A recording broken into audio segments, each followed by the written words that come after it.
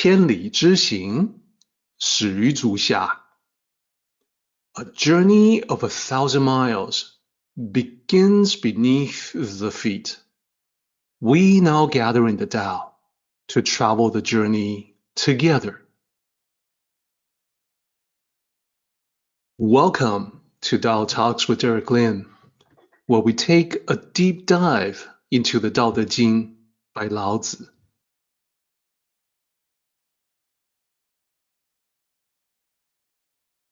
I would like to extend a warm welcome to you. Thank you for joining us. I would like to invite you to center your thoughts and direct your attention to this moment in time, to the here and now, to be fully present and mindfully aware as we all ready ourselves for this sacred process in the Tao with one another.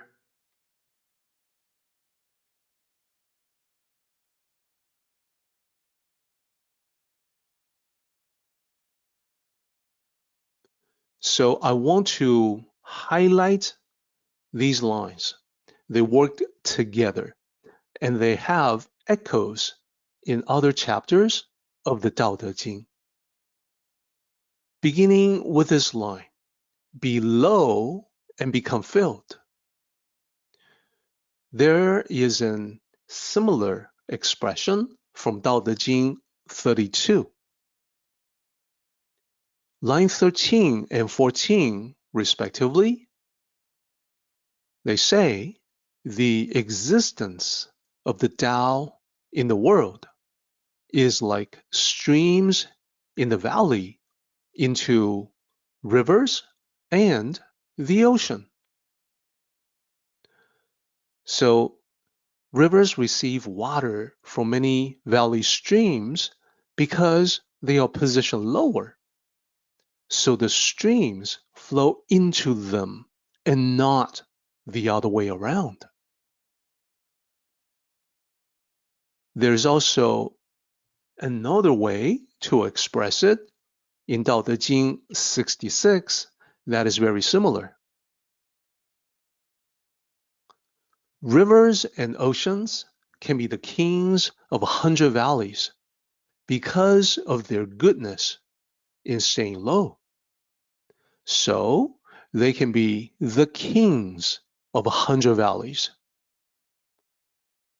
So we can see that the same symbology is used in two different chapters, 32 and 66. You've got the streams, the rivers, the ocean. The addition in 66 is noting that the king is the one in the lower position. Oceans receive water from many rivers because they are positioned the lowest of all. Rivers flow into them and not the other way around. This makes them the kings because it is like a king receiving tribute from the subjects. So the lower position, signifying humility, is actually a higher position in terms of authority and control. There is a story that illustrates this concept. Once upon a time in ancient China, there was a group of students who studied together. They were all young men preparing for the Imperial Civil Service exam. They were all aware that if they did well with high marks, that this could open up many doors for them. Among these students, there was one young man who was especially knowledgeable. He read not only the classics that they needed to for the exam, but also additional books, additional classics that were not the focus of exam preparation. He was also adept in expressing what he knew verbally. So whenever these young students had discussions or debates, this young man would always prevail. No one could best him in that arena. Everyone admitted he was the highest ranking, the best student among them. After a while, they became rather wary of speaking with him because any conversation with him could turn into a lecture. He would correct others on factual errors or flawed reasoning. So most of them were able to form the bonds of friendship with fellow classmates. He remained by himself. He ended up without any friends. After the Imperial Civil Service exam, the young men went their separate ways. Many of them achieved the success they were hoping for. So they were appointed various positions in the dynasty imperial government. Much time passed while they were all busy working on their official duties. Years later, they held a reunion. Most of them were able to attend, and they all felt nostalgic as they gathered to catch up on old times. Then, the one they all thought was the best among them, he showed up, and he joined the reunion. Everyone who spoke with him that day was surprised because he seemed like a completely different person.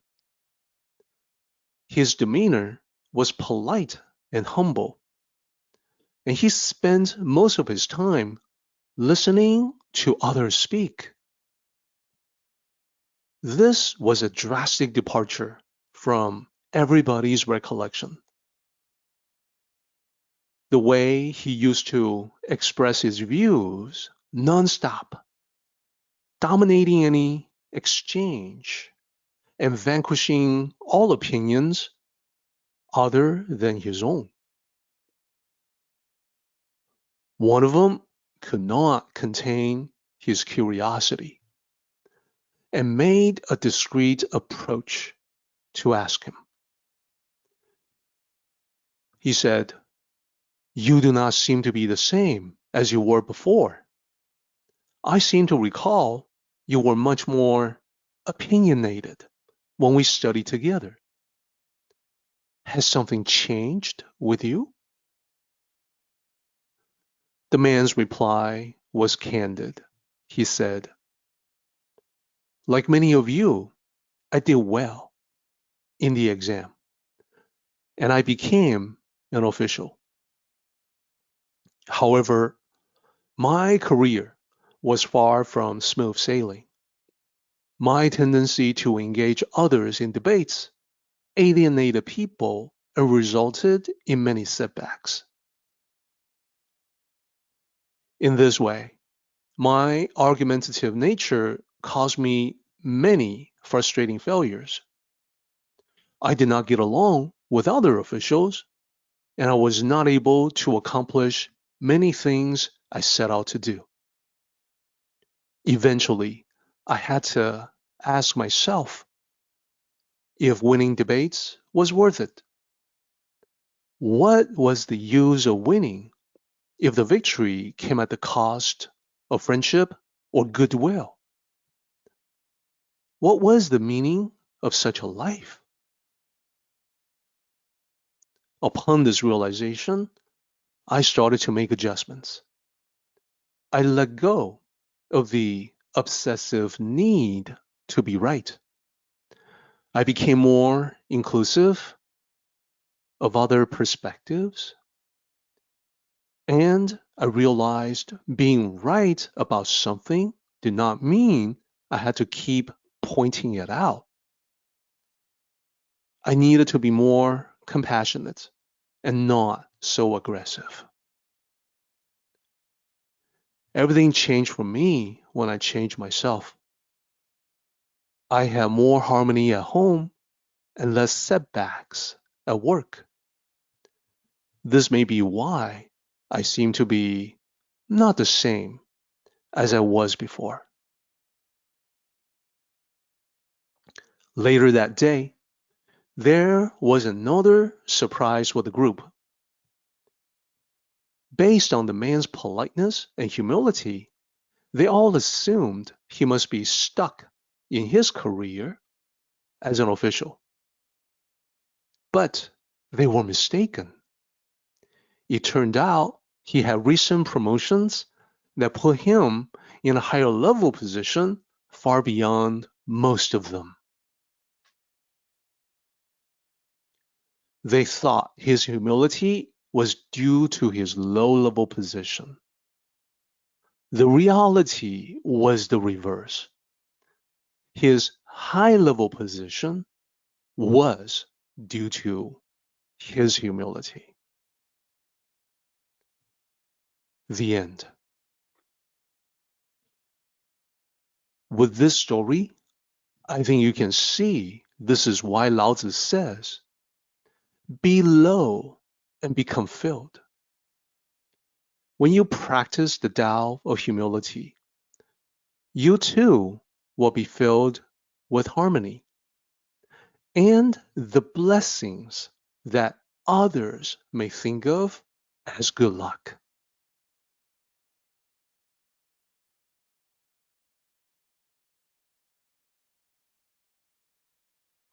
Our meeting has come to an end, but the journey continues on. Until next time, may the Tao fill you with peace and happiness.